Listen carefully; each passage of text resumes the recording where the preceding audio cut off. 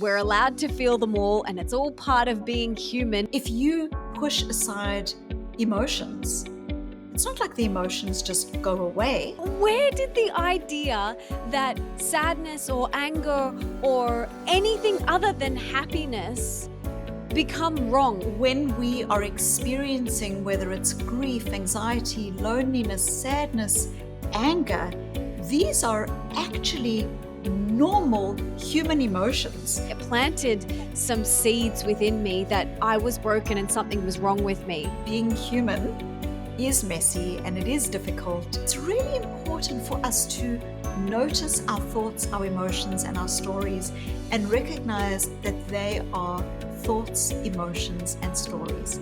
They are not fact. Susan, welcome to the show. I'm so excited to have you here. But before we dive in, can you tell us what you had for breakfast this morning? For breakfast this morning, I actually had a poached egg with, I did the avocado toast, I'm afraid to say. And whereabouts are you right now? So right now I'm based in Boston, United States. But as I was saying before, I've got very strong ties globally. I was raised in South Africa, born in South Africa, but I also lived in New Zealand and in Australia for many Oh, years. beautiful, beautiful. Well, I'm so excited to have you here. But I want to start with where and what life events happened for you that led you to research emotions? Like, how did this all unfold for you? Where did it start? It's not exactly the, expected party line. What do you do? I'm a student of emotions. But yeah, I grew up, as I mentioned, I grew up in South Africa and I was a white child raised into apartheid South Africa. So I grew up in a white community. And, in many ways, when you grow up in that kind of basically oppressive society that essentially marginalizes and dehumanizes so many people. For me, from an early age, I started to become really, firstly, sad about what I was seeing, and also started to question some of the narratives that we often have in society. And for me, as a white child growing up in a community that was committed to not seeing, to denial, I started to become aware of the role of emotions and how so often as human beings we engage in denial, in not seeing, whether that's not seeing ourselves, our thoughts, our emotions, and our stories, or not seeing other people. So that was my very early experience. But I first started to really come face to face with these ideas when at a 15-year-old girl, my father was diagnosed with terminal cancer. And I recall my father dying on a Friday. And on the Monday, my mother, with, really good intentions and in her own well of grief, she came to me and she said to me, you should go to school because it's really important that we keep things structured and normal. And of course, she was raising three children and had just lost the love of her life. And I recall going to school on that Monday, and the Monday became a Wednesday, became a Friday, and the May turned into September, turned into November. And people would, firstly, very often just in my class and in my environment, not really talk about or even actively avoid the fact that I had gone through a completely devastating, life changing experience. So I noticed that with really good intentions, kids would come to school and they would not mention what they'd done with their fathers over the weekend because they were scared it was going to upset me. So there was this denial that I'd experienced as a younger girl, but now playing out in my own life. And I started to engage in this. When people said to me, "How are you doing?" I would say, "I'm okay." I became the master of being okay. And it feels like we live in a world that at some level values being okay, relentless positivity, positive affirmations, get rid of toxic, negative people in your life. In the workplace, being positive and just being okay and getting on with it. And so I started to become very interested in how these narratives in society actually, we might think that they were serving us. We might think that there's nothing wrong with being positive. And yet, when we really look at the research and really look at our human experience, it can actually do the opposite. It can lead to denial.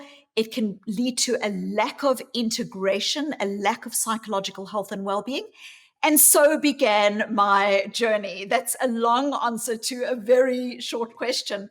But that was really my journey. It was not in Melbourne University where I studied or at Harvard where I am now that I became most interested in these ideas. Those experiences in education were really a conduit of my earlier questioning about these narratives and what it really means when we grow up in a world that tells us to be Oh positive. my goodness. I'm just, when you were talking, I was reflecting back on all the times in my life where you're taught to just suppress and push things down and not even acknowledge it. And especially with grief, when someone passes on, it's like, 1 or 2 days and then it's back to normal. And that just blows my mind. And I remember when my uncle passed away when I was about 15. It was the first time someone close to me had passed away. And my mum did the same thing. It was, you go back to school, and even her, like, she wouldn't show emotion. She would hide in the room and cry. It was almost like it was a sign of weakness. And I know so many women and men possibly too, but I'm just going to speak for the women because I am one. We feel like we have to be happy and grateful all the time, and there's so many people that are worse off than us, and this is not only not sustainable, but it's incredibly exhausting. So why is it so important that we feel and embrace the full spectrum of emotions that we're exposed to? And what can happen if we keep suppressing and pushing things down? So these are such wonderful questions, and there's so many different strands to this answer.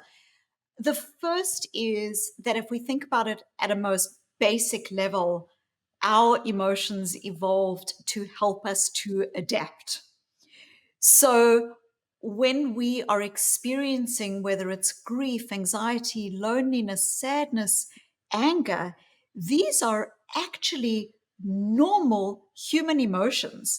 And one of the first people who actually spoke about this idea of adaptation through this full range of human experience was none other than Charles Darwin. You know, Charles Darwin describes how our emotions have evolved for two main reasons. The first is to communicate with others. When we are in fear, when we need support, or when someone else is threatening us, we know that we need to now run away or do something different. But the other way that our emotions have evolved is to help us to communicate with ourselves.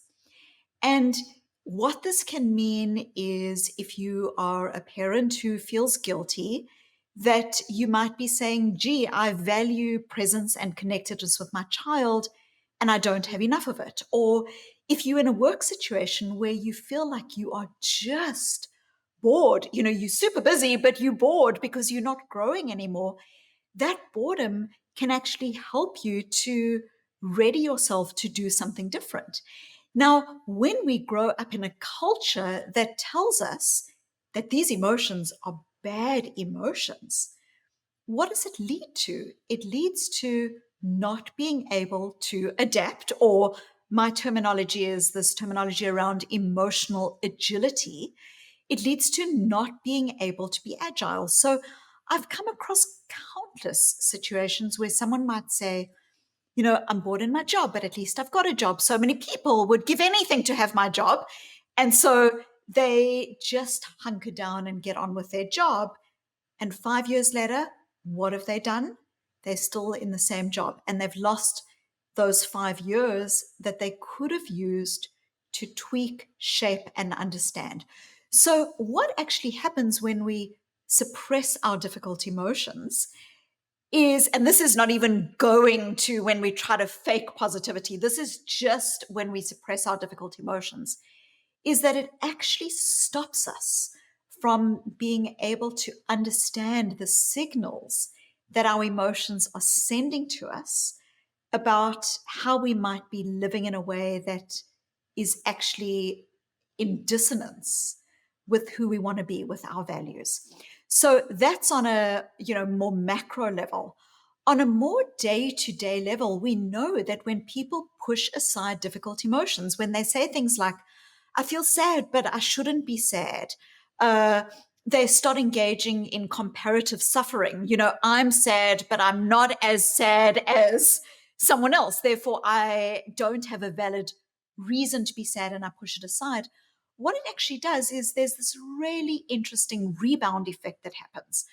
We've all had that experience, and I talk about this in my TED talk on emotional courage. If you push aside emotions, it's not like the emotions just go away. Usually, what happens is they actually do the opposite. They become amplified. Psychologists call this emotional leakage. It's a little bit like you've got a delicious piece of chocolate cake in the refrigerator and you try not to think about it.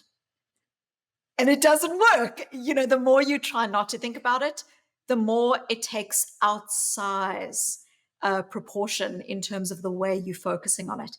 And so we know that this happens. We try to push these emotions aside, but it doesn't work. And as I say, that's not even going to now trying to fake positivity, which we can explore if that's of interest. But the psychological cost of faking positivity is really interesting, and I think at a very fascinating level actually lowers our resilience as human beings. Okay, so but isn't there an element of faking it till you make it? If you experience sadness and you are about to go into a job interview because, and that job is important, and you're sad because you've just had a fight with your partner or spouse, there is, of course, nothing wrong in the moment with doing that little bit of emotion suppression and going into the job interview with a smile on your face. What starts to happen, however, is not that in the moment, we start to engage in very often habitual responses to our difficult emotions. So, for instance, we may have been parented in a way that leads us to believe that sadness is bad, okay? Or that anger is bad. Go to your room and come out when you've got a smile on your face. So, what happens in this situation is the psychological messaging that you've got around that emotion is that sadness is bad or anger is bad. When I feel those emotions, I'm uncomfortable with them. So, what I do is I automatically push them away. Or what I do is I don't have the skills to deal with those emotions effectively. And so I actually can get stuck in those emotions. So, what I found in my research is, of course, the in the moment, I'm feeling stressed, but I'm going to just put on a brave face and go and do this particular thing that I need to do right now is not going to cost us. What is going to cost us is when we start defaulting to particular ways of being with our emotions.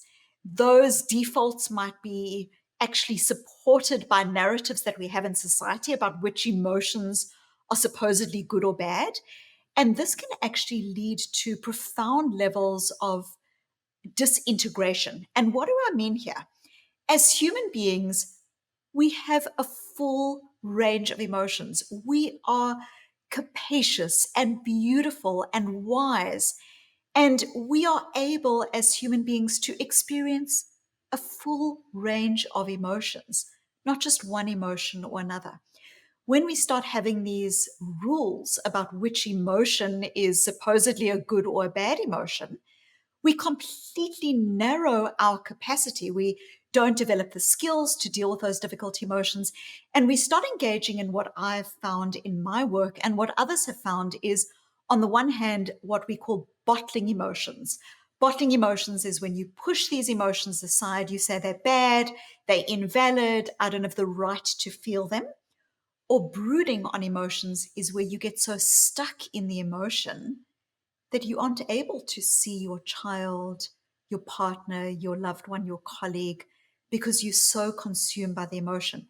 And both bottling and brooding look so different, but both of them come from this inherent uh, difficulty or lack of skill, very often, or parenting or display rules that teach us that some emotions don't belong. Where did this all come from? Like, where did the idea The $1,000,000 where question. did the idea that sadness or anger or anything other than happiness become wrong? Because I know I watched my parents, sweep things under the carpet, sweep it under the carpet, sweep, like, that's the schooling that I got.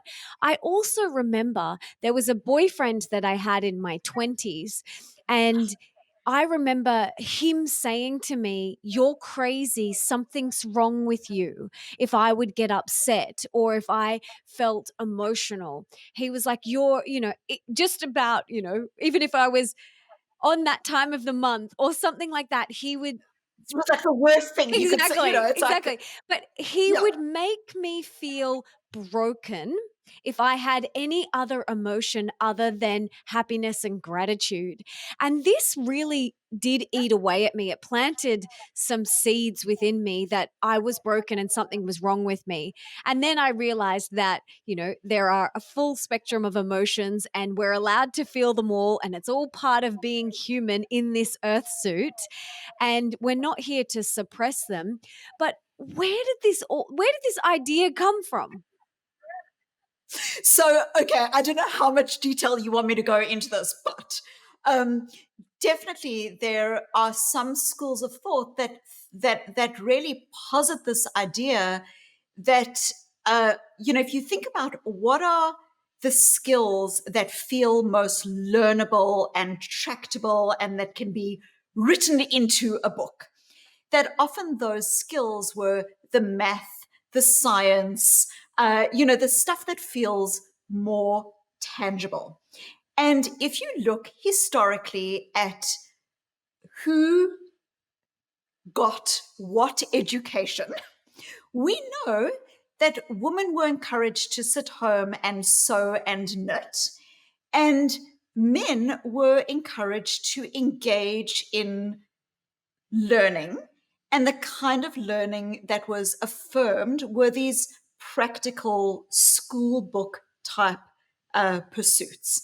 And so, what you have very early on, even in the way that our educational system is structured, is this narrative that somehow women are more emotional and men are less emotional.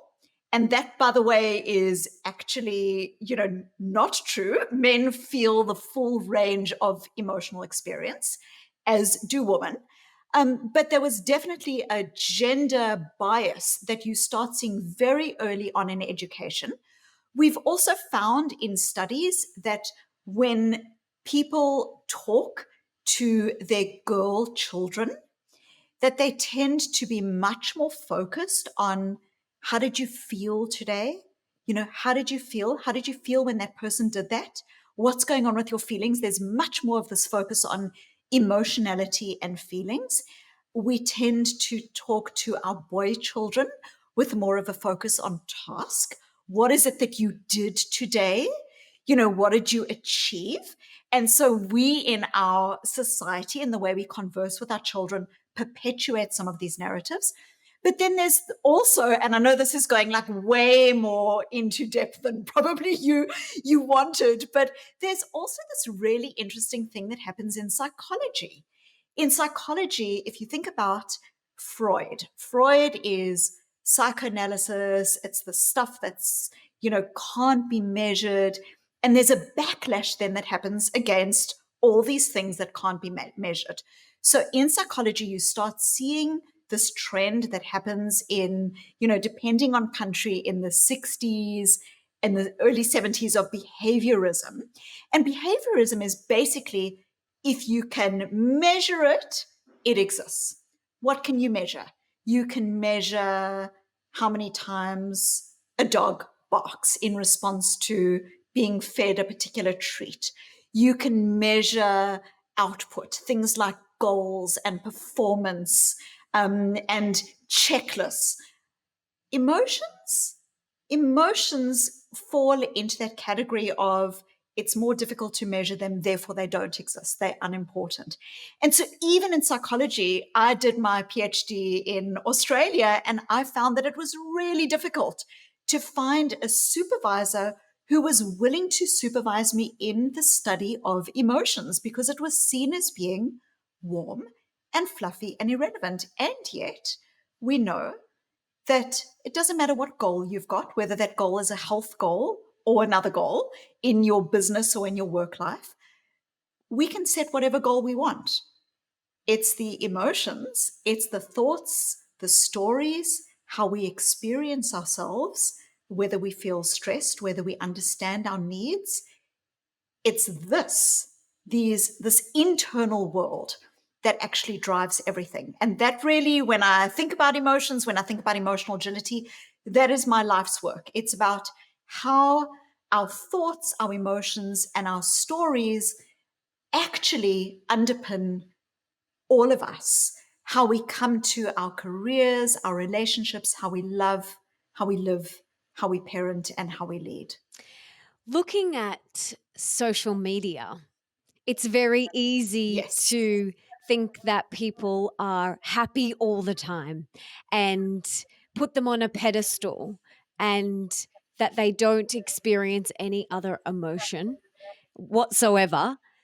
How can we train our children and teach our children? Because you spoke about, it really does start with the children, how we speak to our children. How can we train our children to not grow up, and even ourselves, not grow up with this ideal and this unrealistic expectation that everyone on social media is happy, therefore I should Yeah. only experience happiness? Do you know what I mean? Absolutely. Well, I would say that it begins in us. It begins in us. When you feel a strong emotion, the temptation might be to race for the emotional exit. I don't want to think about it. I just want to be happy. And sometimes that emotional exit is a suppression of emotion. Sometimes it's an avoidance. It's, getting stuck in shopping or Netflix. But both of those are ways of racing for the emotional exits. And again, this is born out of this idea that they're good and bad emotions. And so one of the first ways is to end the struggle with good and bad emotions by quite simply dropping the rope. And what do I mean by dropping the rope? If you experience this internal tug of war of, I shouldn't feel, I'm not allowed to feel, it's bad for me to feel. No, no. You are beautiful, capacious, big and bold and integrated and human enough to experience all of your emotions. There is no single emotion that is bad or that is negative. Our emotions just are. And so if we drop the rope and let go of this judgy feeling that we often have inside of ourselves about whether we should or shouldn't feel something, that is extraordinarily powerful. You literally are dropping the rope. Uh, Another thing that we need to really be is compassionate, because it is tough when you are showing up to the discomfort that maybe your job is not going anywhere, or the business that you've invested your life into actually has very little chance of success, or that your relationship is actually not effective, or even that you are not showing up to your children effectively. Like, those are tough emotions to show up to. And so if we're saying we're opening ourselves and we're showing up to all of our difficult emotions, we need to accompany that gentle acceptance that we have of our difficult emotions with compassion. Because, what is compassion? Compassion is the recognition that it's being human is messy and it is difficult and it is tough, and that we are all shared in our imperfection. And so being kind to yourself is a really important part of that as well. But another critical part of that, and we can explore, what that looks like in parenting, but another critical part of this is I often think of emotions as data, but not directives. What do I mean? They are data because what I'm really proposing is not just that we are like, oh, I feel angry, I'm going to open my heart up to the anger, but actually something far more powerful and far more profound. And this is that if you imagined a piece of paper and you wrote on that piece of paper, angry, sad, lonely, anxious, bored. And then you turned the piece of paper over. And a lot of times people might think, now I'm going to ask that we write the positive, something positive. No, no. What I'm inviting people to do on the other side of the piece of paper is ask yourself, what value, what is it that is important to you that the emotion is signposting? Okay. What is the function of the emotion? What is the emotion trying to tell you? So, anger might be, uh, you know, I feel rage when I watch the news, and that rage might be a signpost that I value equity and fairness. Boredom might be signposting growth and learning, and that I don't have enough of it. Guilt as a parent might be signposting that I value presence and connectedness. And I'm with my children right now 24/7, but I'm not connecting with them in a way that is meaningful. Uh, Loneliness might be signposting that you value intimacy, and that even in your relationship, or, we can be lonely in a crowd. And that loneliness is signposting that you need greater levels of intimacy and connection than you have right now. And you can see that that is really powerful. You aren't saying, oh, I just need to deal with this difficult emotion. Actually, what you're saying is those emotions are data that signpost something that is truly important to me and that I can learn from, and that's going to help me to shape my life in a way that is more meaningful and agile and adaptive and healthy. There's so much growth when we just go digging, and peel back the layers and look for those signposts. There's so much growth in that. And yeah, I love that. Thank you for sharing that. I love your TED Talk, by the way, your books and everything that you share. It's so Thank you. powerful. I want to talk about embracing change because Yes. I'm someone who loves order in my home, who loves order in my business. I love things to go my way. So, and I know that I'm not alone in that. So, how can someone, I'll put my hand up yeah, as well. exactly. So, how can we embrace change more and be more flexible in those moments? So I think, what I've already pointed to that's really important is this idea of emotions as data. A second thing that I would say is that sometimes when I talk about emotions as data, people say things like, well, if I'm going through change, how does that, sometimes I get stuck in the difficult emotion. So, I'm going through change, but I've got this thought that says to me, you should put your hand up for the job, but the voice inside that causes you to shut down is the I'm a fraud, or I'm not going to get it, or it's going to be difficult, it's going to be tough. And so what happens is, when I reference this idea of emotions are data, not directives, what I'm really meaning here is that our emotions signpost what is important, but we want to be really careful not to believe our emotions and our thoughts as fact. So, the first part of being emotionally agile is showing up to our difficult emotions. But a second part is relating to stepping out of those emotions. And really, what I mean is that when you're going through change, whether that's change that's been imposed by the environment or by a workplace, or change that you need to go through in order to grow and to be effective, that it's very important to recognize that we have so many thoughts every day, or emotions, and the emotions may be thoughts like I'm not cut out for it. Emotions might be emotions of fear or anxiety. And then there are also the stories that we tell ourselves. And some of the stories were written on our mental chalkboards when we were 5 or 6 years old. And, so one story that you have got is the story of someone who is ordered and organized. And I think that's really powerful. And that helps you to be effective, and it helps you to move forward. But sometimes the things that hold us back are the stories that say, you know, I'm not cut out for change, or I'm not creative, or, I've come this far in my career, but I'm not that kind of person.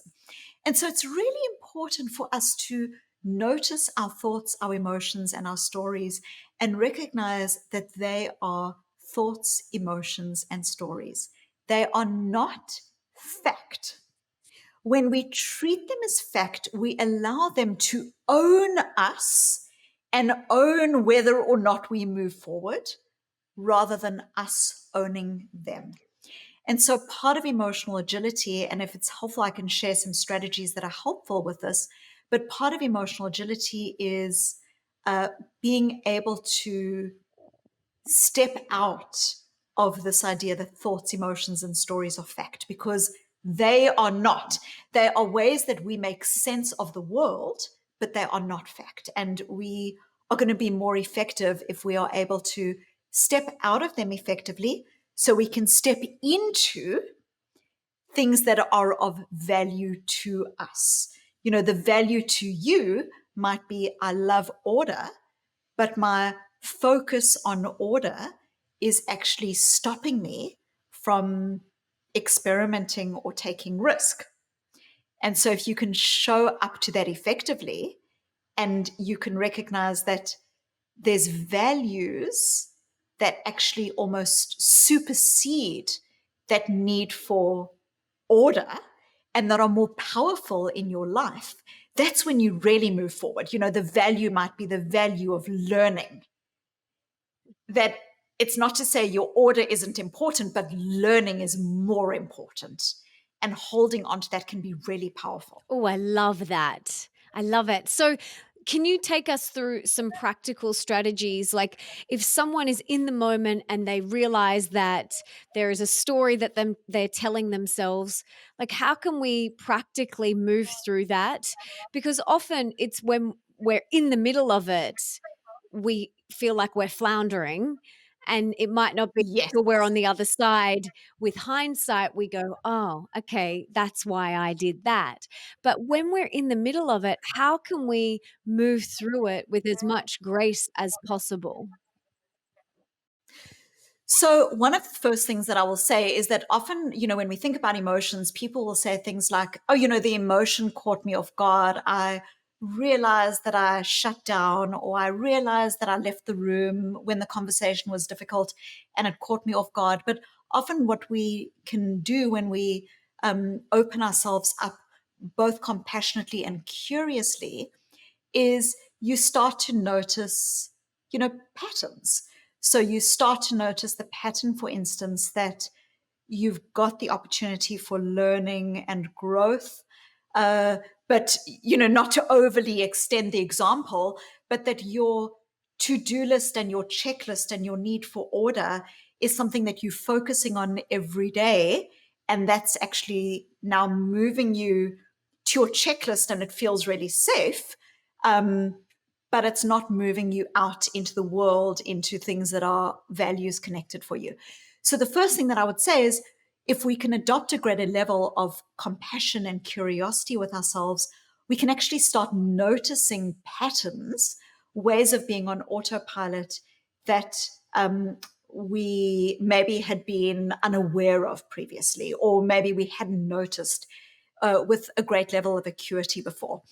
Another thing that I think is really helpful is, often when we are stuck in a story or an emotion or a thought, I often think about, it's very difficult to read the instructions when you inside the bottle.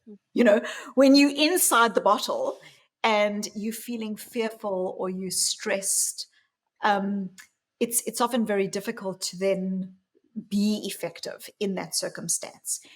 And so, a really helpful way when we're stuck is to notice our thoughts, our emotions, and our stories for what they are. They are thoughts, emotions, and stories. They are feelings. They are not fact. So, I'll give you an example of what I mean by this. Um, in emotional agility, I talk about this idea that we can often get hooked. And getting hooked is when, you have a fight with your spouse, you shut down, you automatically go to your desk and do those particular things first. You are stressed, so you bring your cell phone to the table. And these are things that are taking you away from living your life in a way that feels values concordant with you, with yourself. And, I often think of the language of Viktor Frankl, or the sentiment actually that Viktor Frankl expressed, this idea that between stimulus and response, there is a space. And in that space is our power to choose. And it's in that choice that lies our growth and freedom. So when we hooked, there's no space between stimulus and response. I'm being undermined, so I shut down. I'm stressed, and so I bring my phone to the table. Those examples. There's no space between stimulus and response. So what we're trying to do to be effective emotionally and with our stories and with our values, and in fact be agile in our lives and healthy, is to develop skills that help us to step out of those emotions so that there is space between stimulus and response, so we can read the instructions on the bottle. So what is a strategy? One strategy is that very often people will describe themselves by their emotion. So here's what I mean. I am angry. Okay. It sounds normal, but what are we doing? We are literally defining ourselves. I am, all of me, 100% of me is angry. I am guilty. I am I am stressed. stressed. I'm stressed, okay? I'm So busy. what I am you're busy. doing is, I'm busy. So what you're doing is, you can see that just by the language that we are using here, there is no space for anything else, for wisdom, for compassion, intentionality, breathing, centeredness.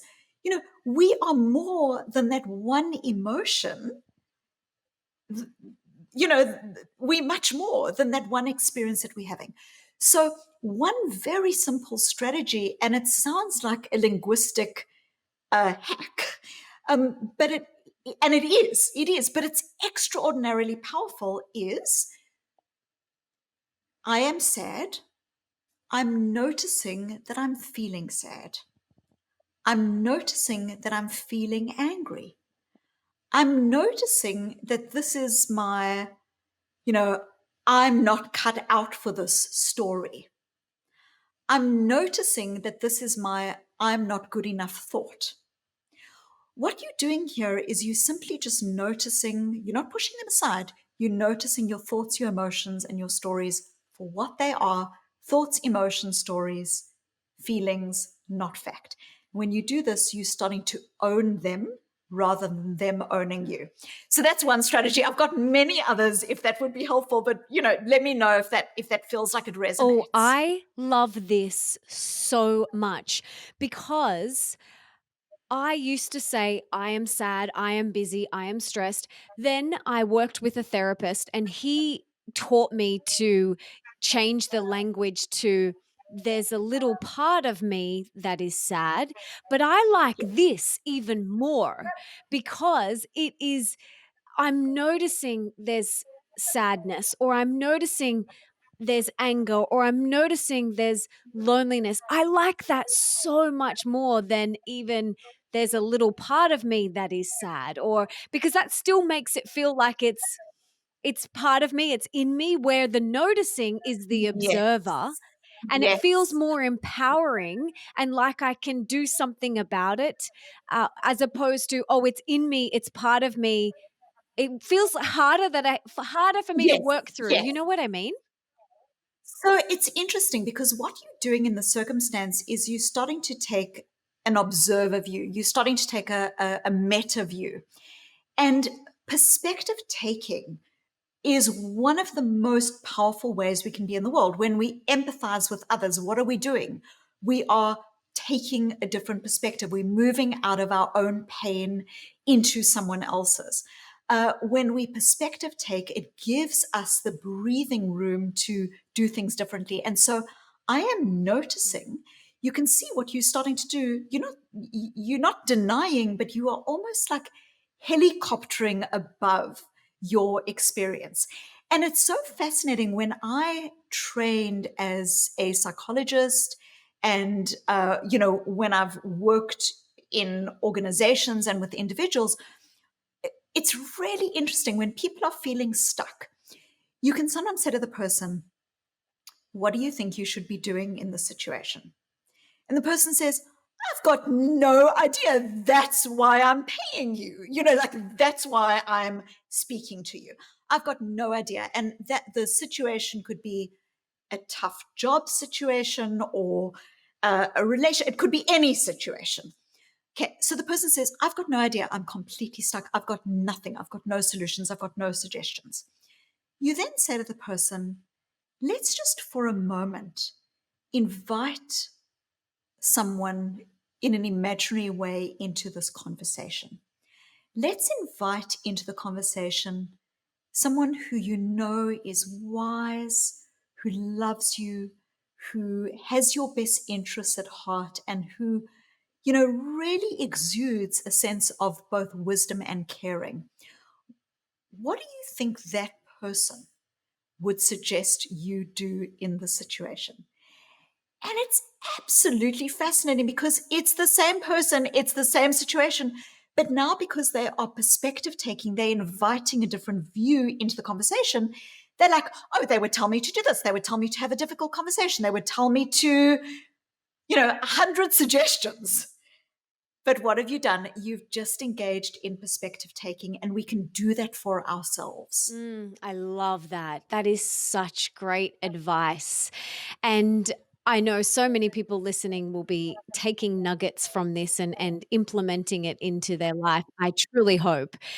I want to, something else that I'm really working on is going with the flow more. One of my mentors once said to me, the key to longevity is infinite flexibility, or you say agility. So, how Yeah. can we be more flexible and agile and go with the flow more and be more in the moment? So, what's really interesting is if I speak about values, values often seem the opposite of going with the flow. Values often feel like they are, about being grounded as opposed to being fluid. But what I'm going to suggest actually is that there are different ways that we can go with the flow. The one way of going with the flow is when we actually are just getting kind of sucked into the flow. So we are getting sucked into just saying yes to things, even though it's not really how we want to be spending our time, surfing the internet for hours. There's different ways that we can go with the flow in a way that actually takes our power and takes us away from being thoughtful with how we spend our days and our time and our precious moments on this earth. And then there's a going with the flow that is, instead of being hooked by a story that says, I'm not good enough. And so you almost like living in that story when you were 5 years old rather than going with a beautiful opportunity that's in front of you. And so it's like that 5-year-old you is holding you back. And actually what you need to be doing is going with the moment. What am I thinking when I think about going with the flow in a healthy way? For me, what that is, it's about firstly knowing who you are, knowing what's important to you. When you know what you care about, when you have taken some time to think about, what are your values? What's important to you? I can give you an example. For me, community is really important, and autonomy is really important.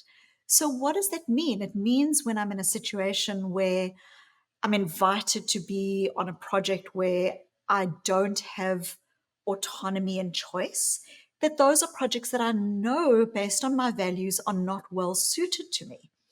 And so it allows me then to actually be free, because knowing who you are and what you stand for allows you to both say yes and to say no in a way that's really attentive to the present situation that's in front of you, rather than a past that's dragging you, or other people who are suggesting that you do things. So I think of going with the flow in a healthy way as firstly asking yourself, what is meaningful to you? What are the values that you hold to? Because then you almost like a gymnast. You stepping onto the mat, you've got that inner core knowing what's important to you, and it actually protects you from social contagion, self-comparison, um, and going through, into the flow in unhealthy ways. The other thing that I would suggest in this context is that um, often we think about, you'd spoken about change earlier, and we think about change as being, we've just got to, in order to make big change, we've just got to sell up and go live on a wine farm, or we've got to make radical changes to our lives.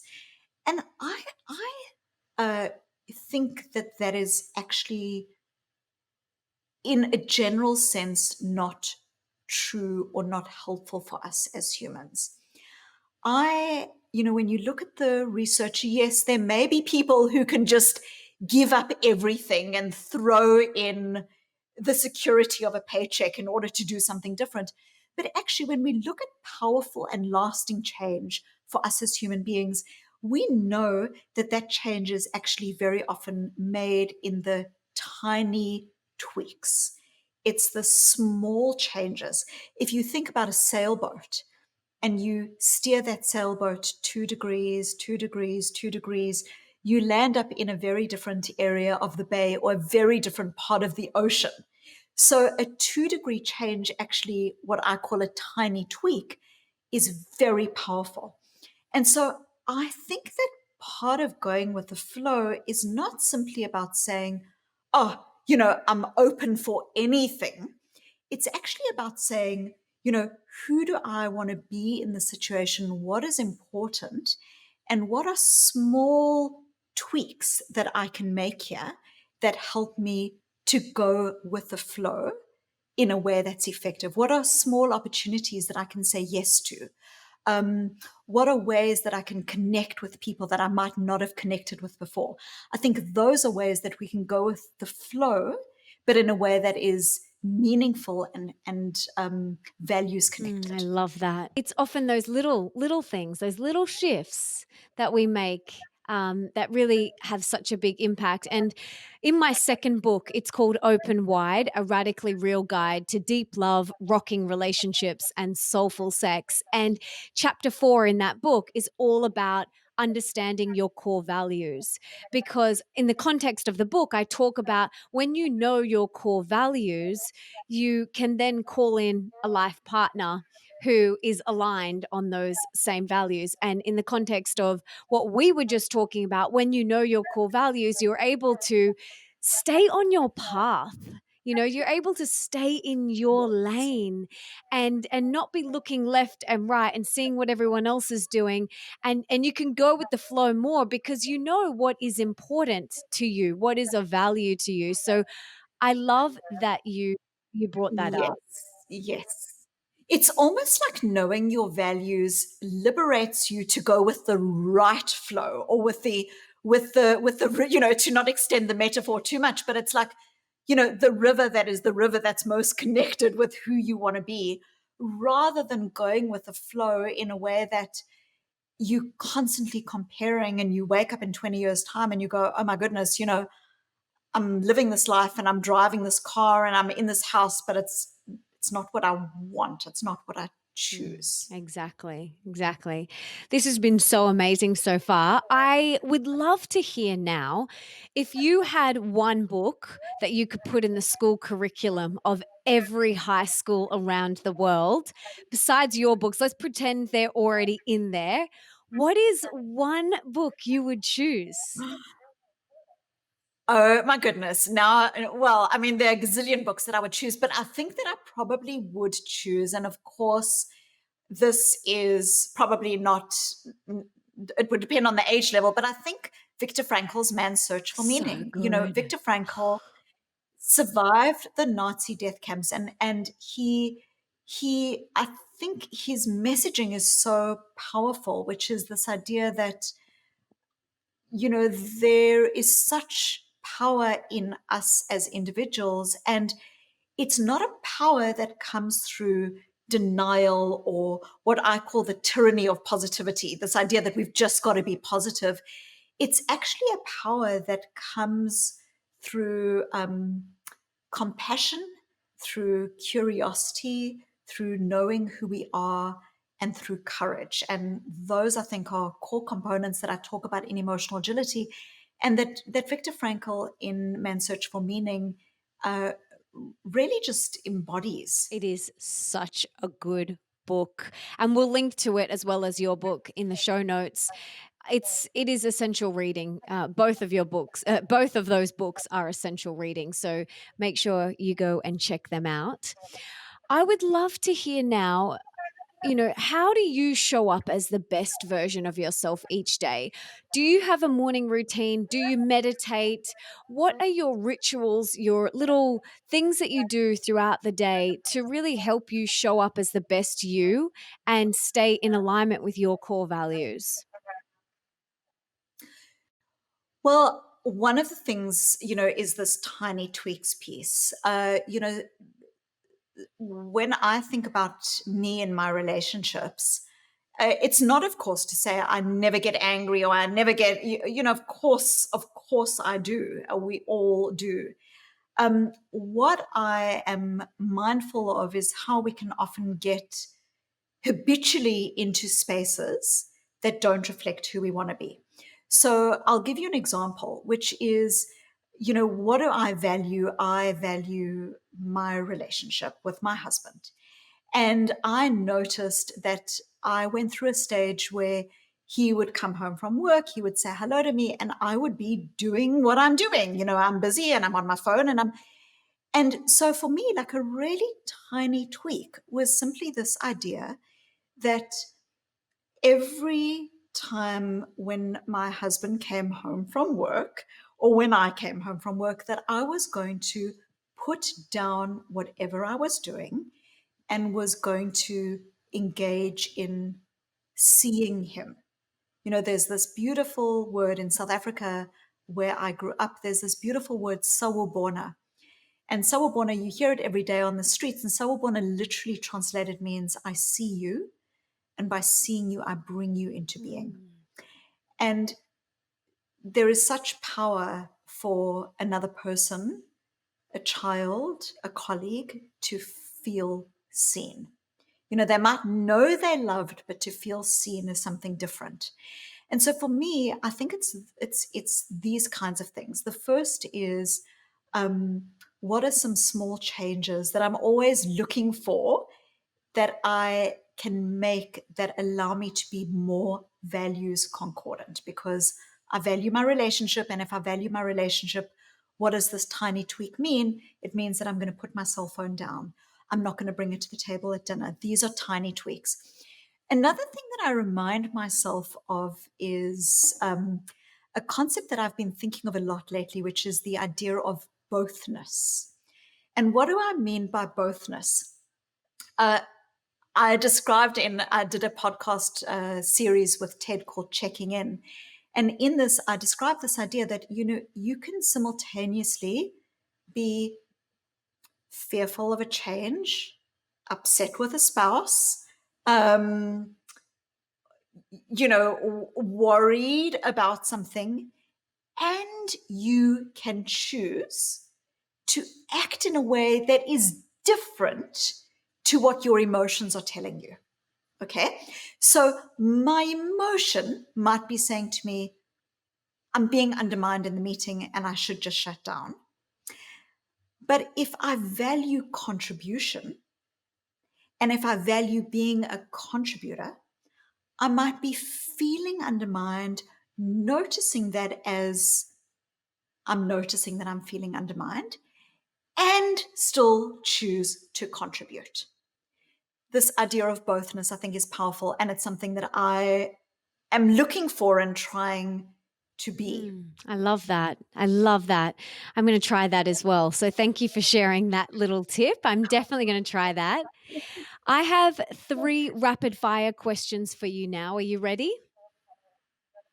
Go for it. What's one thing that we can do today for our health? Label your emotions accurately. Instead of saying, I am stressed, recognize that there is a difference between stress versus disappointment versus I'm in the wrong job. When we label our emotions accurately, when we say, not what is the umbrella emotion, but what are 2 other emotions that I might be experiencing, what it does is it allows us to understand the cause of the emotion and what it is that we need to be doing. Why do I connect that with being important for health? Because no matter what change you're trying to make in your life, if you say something like, I'm stressed, but actually the emotion that's underneath it is, I'm exhausted. We can't do anything with stress, but exhaustion, we know that when we label our emotions more accurately, it starts to help us to say, what do I need to do? What do I need to put in place to take better care of myself in this situation? When we label our emotion as stress, but actually the emotion that's underneath that is, I feel unsupported. What it allows us to do is to start saying, what do I need to do to get greater levels of support? And this is really, this is what in psychology we call emotion granularity or emotion differentiation. Often what we do is we go to this umbrella label, but we know that when it comes to health, to relationships, workplace, it doesn't matter what the realm is in our lives, when we label our emotions more accurately, and by extension, when we help our children to label their emotions more accurately, it actually helps us to understand what it is we need to do to put in place to help us to navigate that situation And effectively. using the terminology, I'm noticing stress or I'm noticing exhaustion. That has been really big for me so far in this Yeah, conversation. So thank you for sharing yeah. that. Okay, the next one. What is one thing that we can do, one of the most important things that we can do for our wealth? So to have more abundance in all areas of our life? To have more abundance in all areas of our life, I think we need to let go of this idea that success is equated at some level with material wealth. When we look at well-being and happiness and meaning throughout the course of life, we know that people who are doing better and who are, you know, in a broad term, wealthy, they are people who are living their life in accordance with their values, what is important to them. And so I think for all of us, me included, and I spend a lot of time thinking about this, like, who do I want to be? What is important to me? And how can I make small changes, choice points that bring me closer to that? You know, that is profoundly important because you can be the wealthiest person on earth from a monetary perspective and the most unhappy person. So, I think it's very much about this idea of thinking, who do I want to be? What are my goals? What are my values? And moving, even if it's uncomfortable, in the direction of those Hmm. values. Yes, absolutely. And the last one, what is one of the most important things that we can do for more love in our life? I think that I would come back to this idea of seeing the other, seeing the other. I think this idea of sawubona is so powerful. And here's the paradox, which is that we can't really see other people if we can't see ourselves. It's very difficult to love another person if we can't love ourselves. Internal pain always comes out. It might come out in an argument, it might come out over the dinner table, or it might come out in shrinking our lives and then shrinking our relationships. The more we can generate greater levels of kindness to the self, curiosity, why am I feeling this? Why am I thinking this? And courage, because, sometimes we need to move in ways that are courageous and that feel uncomfortable to us. I think the more we can do that for ourselves, the more we sawubona ourselves, the more we are able to actually show up to other people. Mm, I love that. Sawabona. Am I saying it correctly? Ah, Sawubona, I love sawubona. that. This Yes. has been so powerful and beautiful, Susan. I'm so grateful. Is Thank there anything you. else that you want to share? Any last parting words of wisdom or anything that you wanted to talk about that we didn't get to ask you about right now? I think for me, one of the things that I'm thinking about a lot is, of course, the times we are in right now, they're challenging.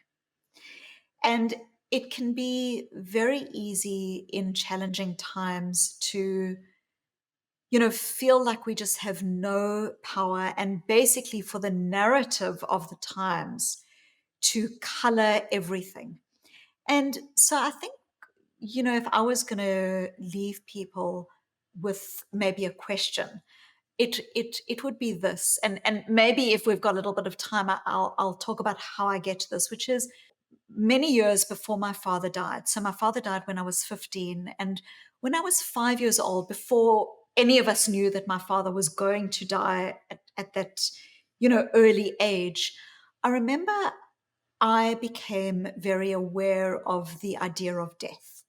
That um, at around the age of 5, children become aware of their own mortality, that they're not going to be around forever and their parents aren't going to be around forever. And I would say goodnight to my parents, and then I would find my way into their bed. And I would say to my father, promise me you'll never die. Promise me you'll never die.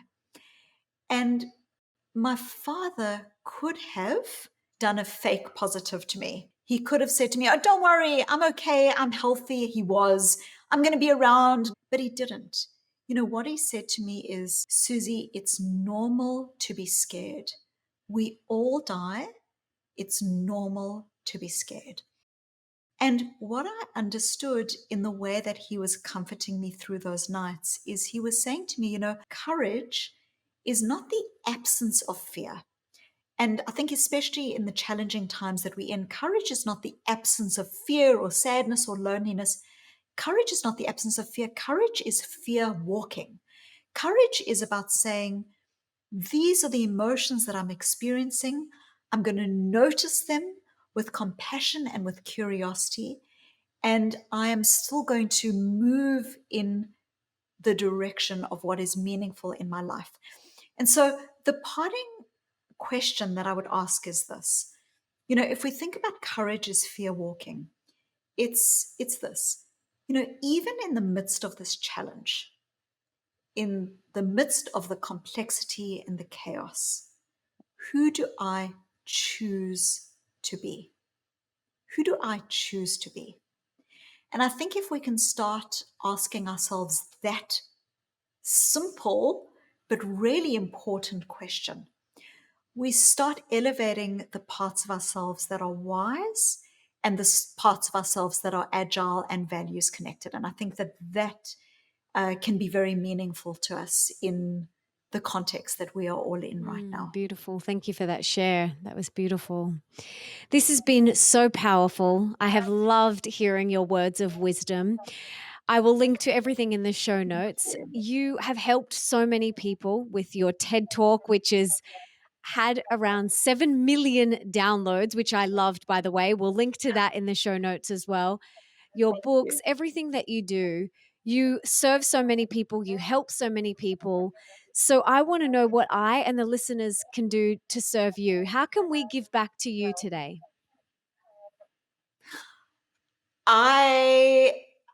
The only thing I would say is love. Love, love. It's so easy to be in judgment with ourselves. It's so easy to be in judgment with others. And love, that's it, because love ultimately is everything. Yes, absolutely. Beautiful note to end on. Susan, thank you so much for being here, for all of your wisdom, and for sharing with us so openly and honestly today. It's been such a pleasure. Thank you. Thank you. I've loved being here. Thank you.